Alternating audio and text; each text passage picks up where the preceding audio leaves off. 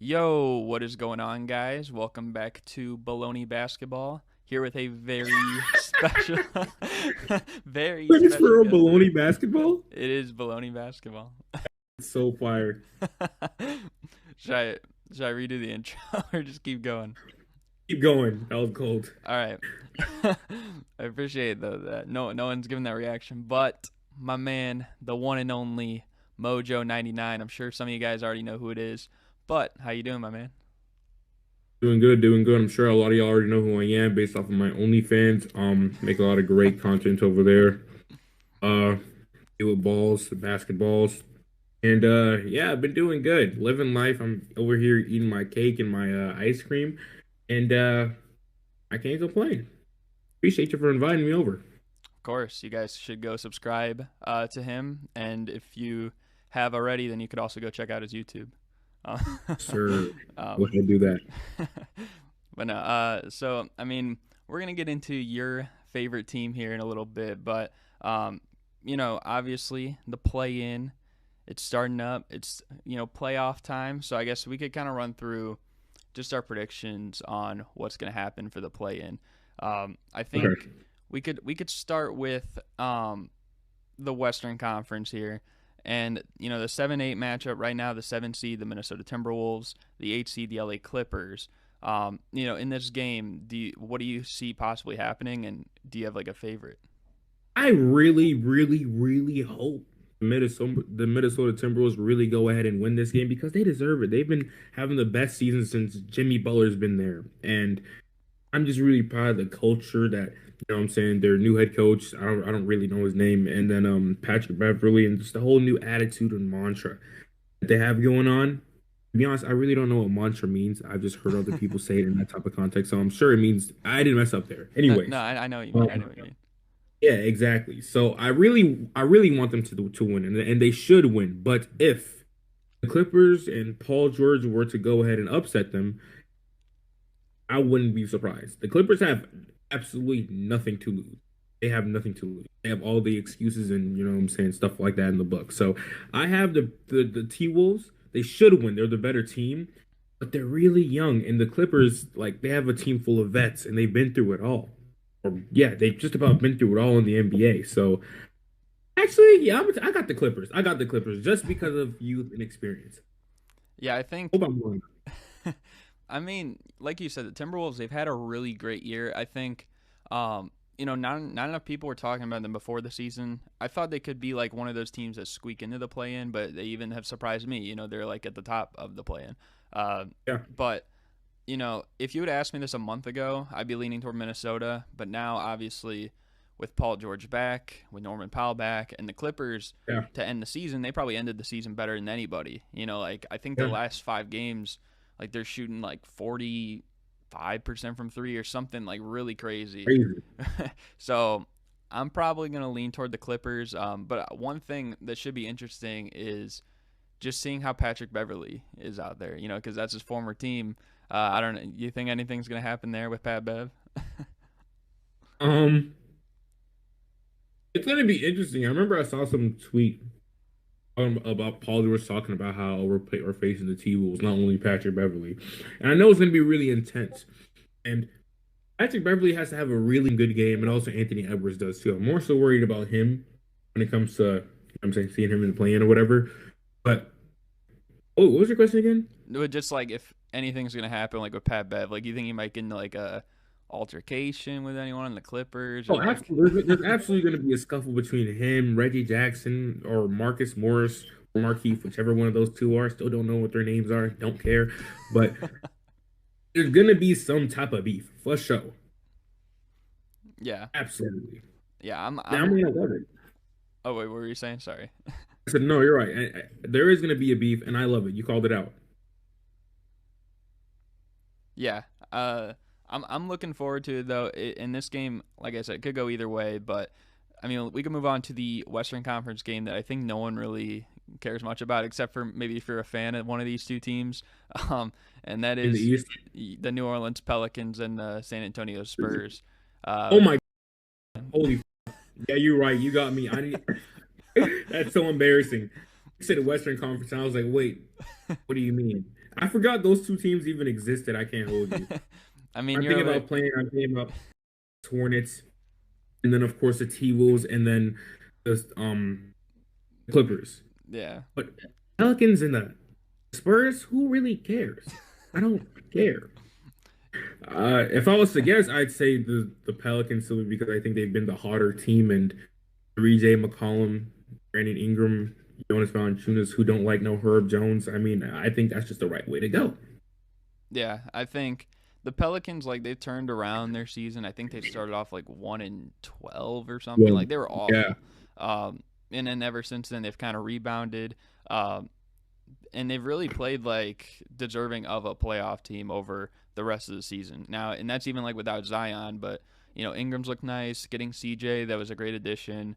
Like you said, Valanciunas, Herb Jones, probably like one of the most slept on rookies. So I would lean on them, especially because like Dejounte Murray's like sick, and I don't even know like yeah, if he's gonna play or anything. Like it seems like it's a serious sickness. So I know it's hard to go against Greg Popovich because he's one of the greatest coaches ever, but there has to come a fine line where it's like, do you have enough really to even compete?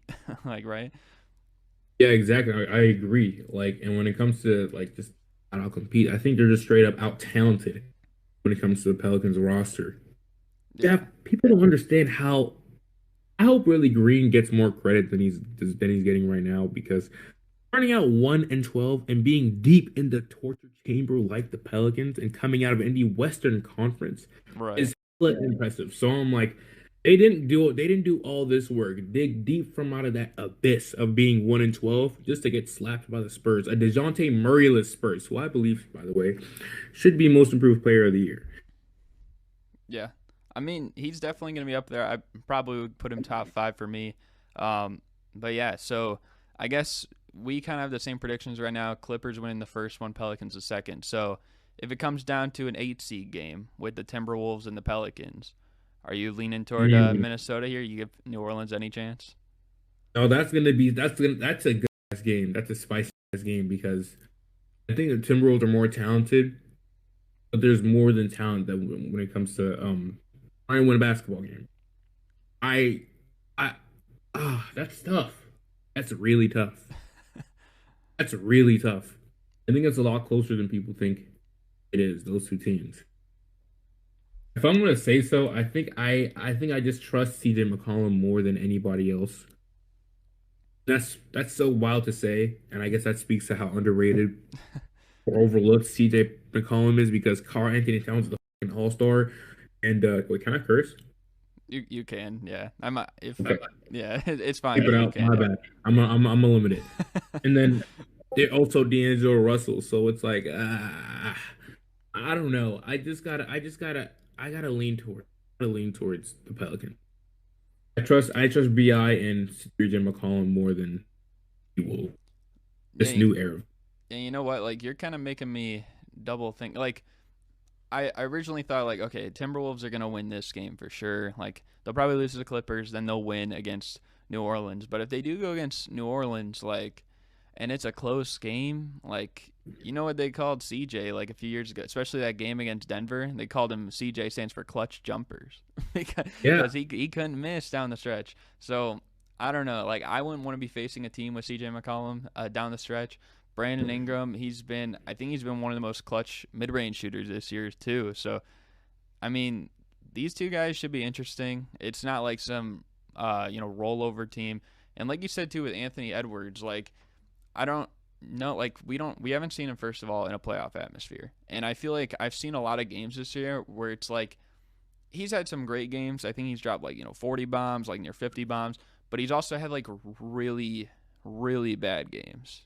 tour day type shooting split. Say it. Say Yeah. it. Same it's could be said about D'Angelo Russell too, and that's why I'm like I don't trust Anthony Edwards and D'Angelo Russell. Cat, Vanderbilt, Patrick Beverly, Malik Beasley, whatever, cool. But I really have my eye on Anthony Edwards and D'Angelo Russell.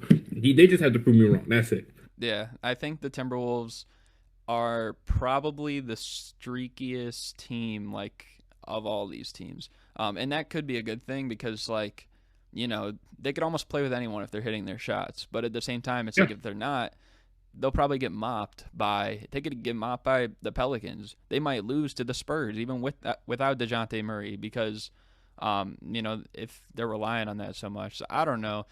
I would probably still lean toward Minnesota just because of the season they've had, but Mhm. I wouldn't count out New Orleans. I think you made a good point there, like with CJ, especially down the stretch of games. Yeah, I can't count against CJ and Brandon Ingram. I'm sorry. Yeah. Like I just can't do it. But yeah, if you want, we could progress here to the East now. Now we'll get on the East. But starting with the 7-8 game with Brooklyn hosting the Cleveland Cavaliers. Who do you got in that, and any particular reason why?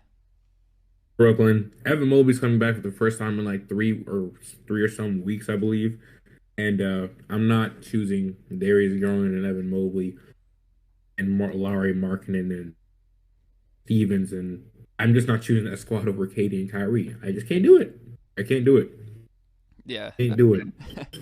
I'm kind of with you on there. I think Brooklyn will win this, but I will say this is a trap game for the Nets What do because you mean by that?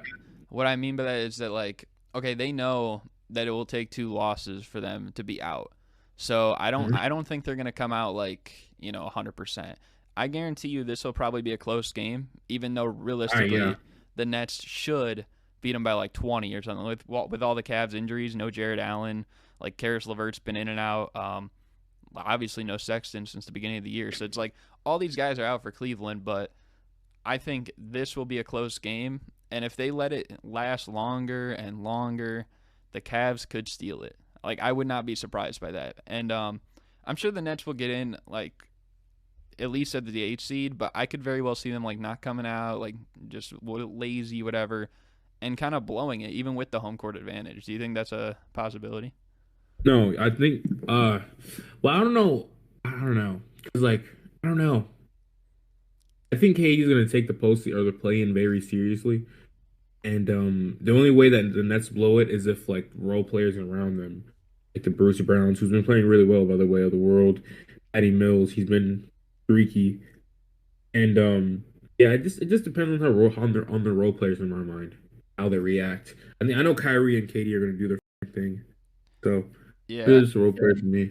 I think one thing too is that like the perimeter defense for the Nets has been like kind of trash, like for the most part this year. So it's like if the Cavs are hitting shots, I mean Kevin Love was on fire the other day against the Bucks. You got a lot of stretch big like Markkinen as well. Mobley can hit a three. Garland, Osman, like Okoro, they got a ton of guys that are capable of hitting the three as well. So it's like they could take advantage of the Nets in that aspect. And if they're hitting their shots, like it'll be hard for the Nets to just like walk in there and be like, "Oh, we're gonna win." Like, you know what I mean? Yeah, most definitely. I agree, dog. I agree. It is. It would be hard, but at the end of the day, yeah, yeah. I just trust in KD. Yeah. Yeah, I'm a roll with the Nets though too, but I think that it very well could happen. That's probably like a 20% chance of happening. But yeah, but the 9-10 game, talking about Charlotte Hornets and your Atlanta Hawks. I'm assuming you're gonna pick Atlanta here, but what do you think? Yeah, I'm gonna pick Atlanta, but I mean, of course, I'm a real brutally honest Hawks fan. For some reason, whenever Trey plays against the Charlotte Hornets, he doesn't play that well. Except for excluding like last game, I know he played really well. At least off the top of my head, I hope he played really. And in my mind, with how the Hornets guard Trey Young, they're always throwing doubles and they're trapping him, and it's just so unexpected because it's a regular season game. But Trey's that type of caliber player, and he just needs to adjust to that a lot quicker. But he needs guys like Kevin Herter and DeAndre Hunter to really step the up. I already know Bogdanovich off the bench is going to do his thing. DeLon Wright's going to play his defense, but I'm just like on a game to game basis. Lately, Kevin Herter has been really good, but there are other games where he's like, I just trust him, my bad. But No, there's you're other good. games You're that good. It's funny. he's like, he's like, "Finicky." And I'm like, I don't really know if I trust this dude. The same thing can be said about DeAndre Hunter. So, like, if I want to say the Hawks, I'm going to say the Hawks. But the Hornets have more firepower than them, have a lot more weapons. So, and I think their weapons seem more consistent, at least from my point of view. So I'm going to say the Hawks because we have the best player on the court, period. And yeah, the only way that we lose this game is if we get knocked over by DeAndre Hunter and Kevin Herter. If those two have bad games, we're losing. We have no chance of winning unless Trey drops like 60. If they have bad Yeah. games, we're losing. Yeah, I think Trey will definitely play well in this one. I mean, playoff Trey is going to be activated. Last year in the playoff run, he was pretty much good throughout. I think after except like the game after he came back from that injury, but that was like the last game anyways, like against the Bucks. Yeah, But yeah. so that's like reasonable. But I think he's going to play well. Like you said, a lot of it depends on their perimeter players. Like Bogdanovich, Herter. I think Gallinari should play well. He stepped up last year in the playoffs too, and I usually have some faith in him. I do think the Hawks will win this game. I think the Hornets. It's really tough because like how often do you see a 10 seed that's like 4 games over 500? You know what I mean? You Like, don't see that, but yeah, and it's the East too. Like everyone always talks about yeah. the Eastern Conference. Like this might be the first time I've in like forever like a 10 seed. Um, but yeah, are you gonna say This something? is the, no, this is the first time in my lifetime since I've been conscious in like watching basketball that the East has been actually like from 1 through 10 has been better than the Western Conference. Yeah, I mean, I agree with that. I think like the only other year might be like 2015, 2016, because that's when my Bulls Mhm. missed it and they were like the 9 seed and they were over 500. But like, Really? Wow. yeah, like you said though, like yeah, it's gonna be tough. I think that the Hornets are not having Hayward is a big loss. So I don't know. I'm still gonna lean toward Atlanta though. uh, but yeah, in the so we have the same thing again in here for Cleveland and Atlanta. Let me Again, ask you for yours because I feel like I'm influencing your opinion.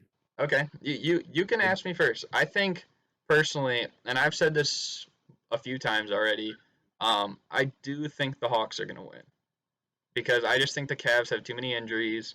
They're kind of on the slide lately. The Hawks they've looked a bit better recently. I don't know if they've looked quite as good as they should necessarily, but I think that they've looked good enough to the point where it's like compared to Cleveland, they've had their own struggles. So I'm gonna roll with the Hawks. It'll be interesting because that game's gonna be in Cleveland, so like a road atmosphere. It'll probably feel not entirely because Madison Square Garden is like a different level, but it'll feel a little bit like Game One last year, like with the Hawks and the Knicks, where it's like they're gonna make Trey Young as like the enemy, and I think he'll send him home. But what do you think? Okay, I hope Cleveland fans don't do that. Cleveland fans aren't that delusional. Knicks fans, them motherfuckers are crazy. They need serious help. Dude, I know you saw some Twitter clip of them, like in a Knicks, I mean, a Yankees stadium, or whatever, saying Trey Young, Trey Young. I don't know what's wrong with those fans. I don't know what's wrong with them. But, anyways, to be back on point, the Hawks over the last 40 games have gone 26-14. So you're right. They have been a lot better as of late. Still not up to how good a lot of people assumed that they would be this season, but they've been a lot better compared to how they started the season, which was like 500, below 500 type basketball.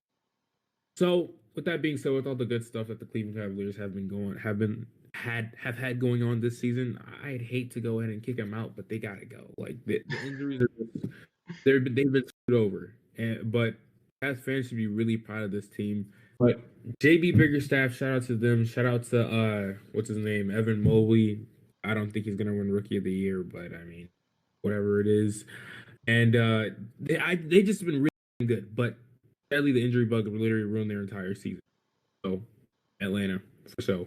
Yeah, it is tough. I think Cavs fans probably have had it worse this year. I think everyone thought like this is the year like post LeBron that we're finally gonna make it. But no, it's probably not gonna happen. Unless, like I said, unless they catch Brooklyn off guard in that first game. Um, but who knows? I feel like they actually have a better chance to probably beat Brooklyn that game than they do Atlanta the next one. Which might seem Mm. weird, but No. I get that. I think you're right. Solely because of like the caught off guard factor. Everyone's gonna think it's a watch, and players tend to play. Well, in general, teams like the Brooklyn Nets or the Atlanta Hawks, good teams that are bad tend to play down against competition. So exactly. you're on the something. You're not crazy for that. Exactly.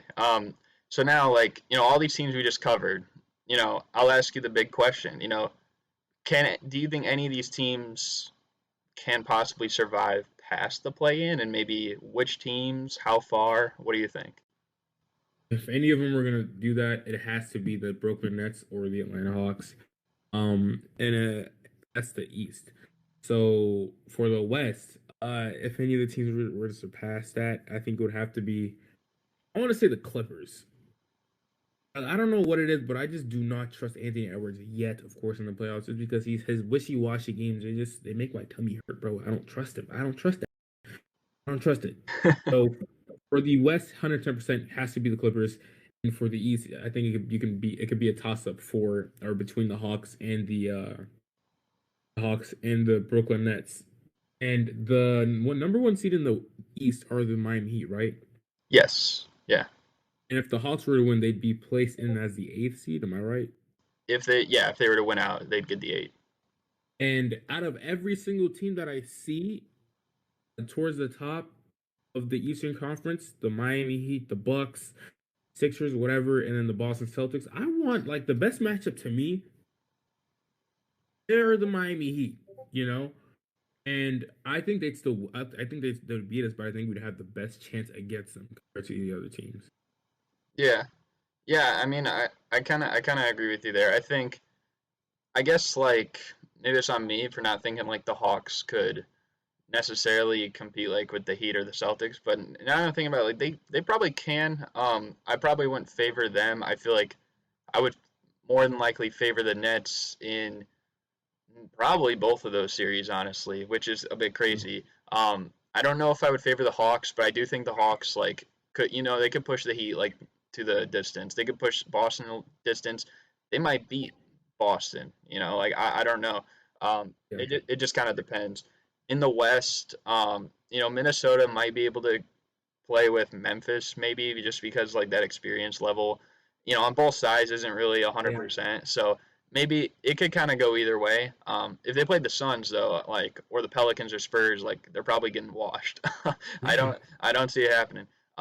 But honestly though, I think the Clippers, you know, I feel like it's all leading up, and I don't know what you think about this, but I feel like it's all leading up for Kawhi to come back because every time that they've shown work like in workouts they're recording him and stuff and he's like shut the cameras off and then they ask like Ty Lue about it and he's like, oh, I didn't see him there. Like they're obviously pretending like he's not there or like as some like thing like as a secret, you know what I mean? Like why else would they bring Paul George back this year? Why else would That Norman is the Powell come most back this year? Kawhi Leonard thing ever if that was to happen. I mean, they literally have nothing to lose. So if I'm Kawhi, I'm like, why not? Like, if I lose, like, bro, I just got off of an ACL injury. What you gonna do? Be mad at me for that? You know what I'm saying? So that is the most. I've been suspecting that too. I've been suspecting that too because it just doesn't make sense for Paul George to come back. Why would you come back? And I mean, I don't blame him. You may want to you just like basketball or whatever. But if Paul George was to come, if Kawhi Leonard was to come back, that would change. That would shake up a lot, bearing how much Kawhi Leonard he actually is going to be off of the ACL injury. So most Yeah. people, players these days, to like be back just like that, and even better than they actually were before. So, it just depends on how quickly he can ramp up to that. And I was even looking. I guess shout out to AM Hoops. I was watching his video today.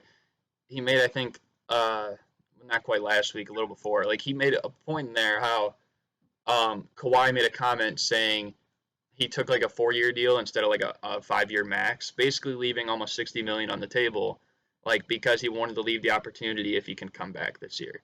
So I don't think it's going to be like a Spurs situation where he's just sitting out, like you know what I mean? I think like if he's available, he will come back, and we know how secretive this guy is. Maybe he doesn't come back at all, but I feel like I don't even know if you saw the thing Terrence Mann put on his story like last week. He put when Norman Powell came back, he put 3 like eyeball emojis, like, and people were saying one for Paul George, one for Powell, and the next one Kawhi Leonard. So I don't know if he does come back though, it's gonna change everything in the West. Excuse me.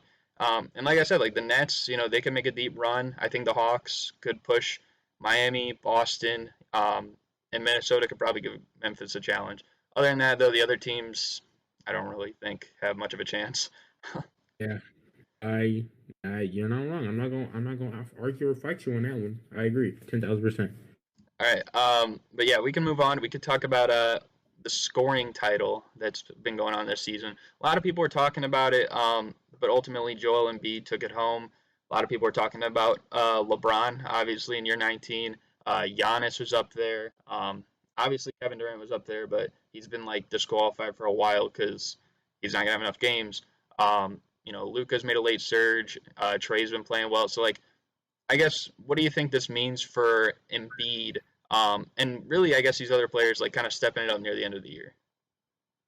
What does it mean? I don't really. I mean, I think it means a lot. This says a lot to their scoring capabilities. But towards the end of the year, in general, players start to go off.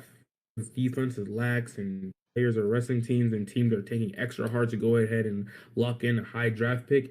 So I mean, like, I don't want to discredit any player. Like Jalen Green just dropped 41 or something like that against the Hawks his last game. So it's impressive. But at the same time, it's like, like I don't like it's not like jaw dropping or anything like worth diving deep into. It's impressive, but it's like it's expected. Yeah. Every rookie, in my mind, I'm gonna drop you some gems. I've been thinking about this, ever since like, okay. So long story short, okay, back in 2019 when Cam Reddish was a rookie, I believe. You know who Sporting Logically is? Yes. Yeah, I'm familiar. He dropped a video talking about how Cam Reddish, like he said, he made up this thing called the Cam Reddish theory, okay? And I responded to his video by making a video, like directed not like, of course, towards him, but in general of this entire theory. And he was talking about how players go ahead and turn up towards the very end of the season because of things like I said, of teams are tanking hard, trying to solidify their pick. But long story short, got into this whole thing with Sporting Logically, of course, friendly and all this stuff. And turns out, like 2 years go by or whatever, and he actually ends up being right about this. Time tells all the truth. Cam Reddish, there's this thing called the Cam Reddish theory where young players turn up towards the end of the season, and that's when people start to drop crazy numbers towards the end of the season. And also, I don't know if you realize this, but in the month of March in general, and also April too, players start to go ballistic, drop crazy scoring numbers. Will had his 100-point game had his 100-point game in the month of March. MJ scored 60 in March. LeBron, Larry Bird, just the list goes on and on and on and on. So, like, scoring title, of course, and as of late, scoring at the end of towards the end of the NBA is like impressive, but it's not nothing to like wow, like that dude's amazing, you know? Yeah, no, I'm right there with you. I mean, at the end of the day, it's just like a scoring title. Like, I don't think really anyone cares. Like, I mean, I don't care. Like last year, I think everyone was going crazy like when Steph Curry won it because he has a crazy fan base. But now, like, who really talks about that anyways? Like, I feel like nobody's really talking about it anymore. But Young fans, Atlanta Hawks fans are over here like saying, "Oh, scoring should be like talked about, or the person who should win the scoring title should have the most total points in a season." Yeah, I don't see even for me though, like it's like no, because that's flawed. I will say though, like even for me, because I think the leader this year was DeRozan, and as a Bulls fan, I don't like that. It doesn't tell me like who's really the best scorer in the year. You know what I mean? Yeah, like total points don't tell you the best scorer. Total points tell you who's been healthy the most and who's been putting up the most buckets. So, right. Those two go inside. And if you're like Trae Young, he's been the healthiest, quote unquote, out of them all, and that's why he scored the most points. But in terms of when he's healthy and when he's playing and what he's doing in the court, he doesn't score the most points. That, like, the total stat thing is just really catered towards who's healthy. That's why it's like super flawed. It would be so weird in the NBA season to see someone average like 25, 26 points for a season and be the total point scorer or the leading scorer of the season or whatever, and then some dude averaging 30, but he only played 50 games. So it's like, it's weird. Yeah. It's weird.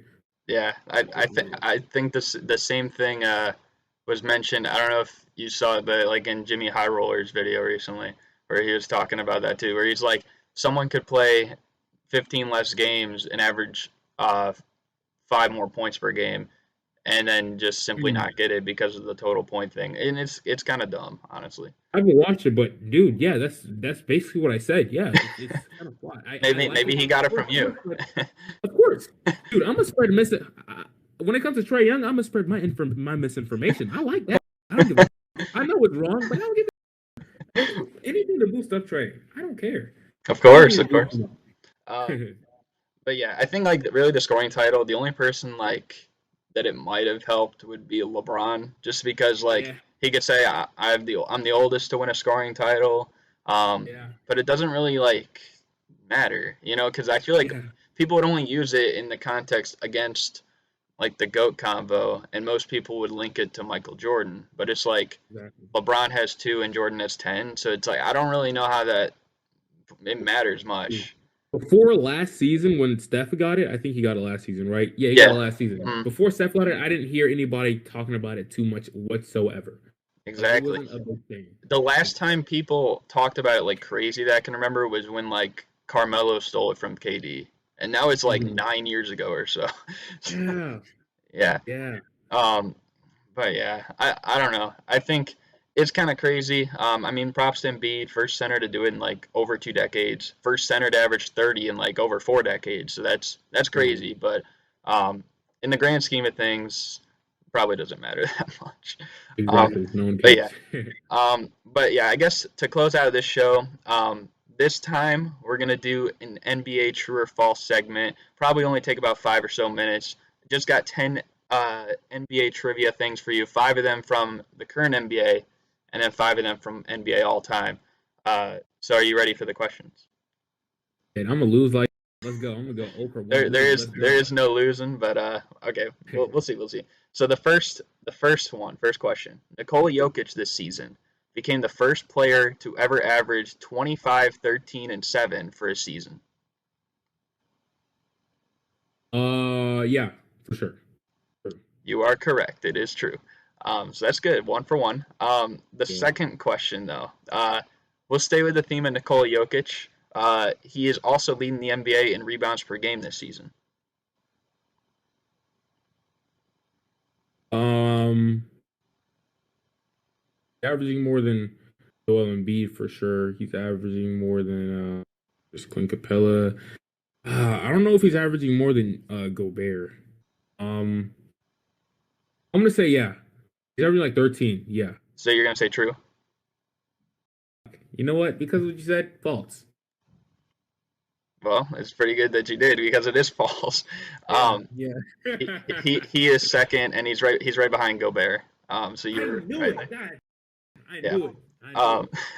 all right. So the third question. This one's a little harder. Ersan Ilyasova played for an NBA team this season.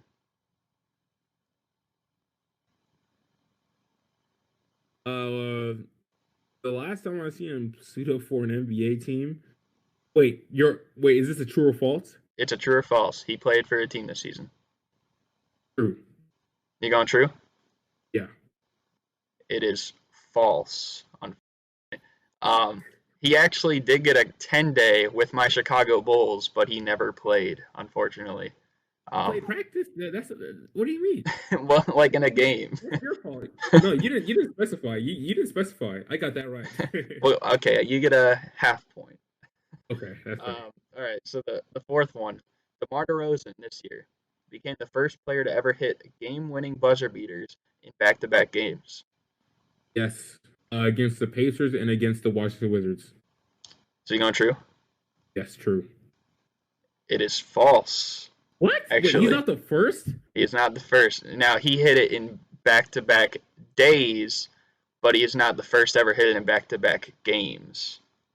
Larry Bird did it in the past. Yes. He's the baddest white man to ever live. Hey, Oh my I God. can't deny that. Yeah. All right. So the fifth one, the first trade that happened this season came after the turn of the new year, like starting from the first day that games were played this season. And you're asking me what was that trade? No, I'm just asking you, like, the first trade happened this season happened after the turn of the new year, so after January 1st. True or false? Oh, after January 1st. Yes. I'm going to say, wait.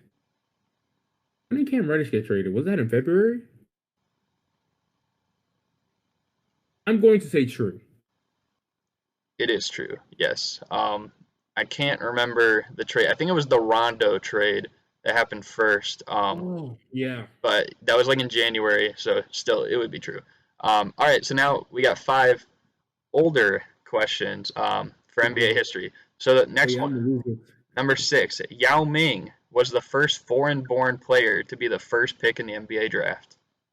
Okay, I'm gonna flip this bottle cap right here, and if it lands on the top, then I'm gonna say true. And oh, that's false because Hakeem. So that's false. You going false? Yeah. Wait, you said Yao Ming is the first foreign-born player to be drafted into the NBA? I said Yao Ming was the first foreign-born player to be drafted number 1 overall in the NBA. Oh, number one.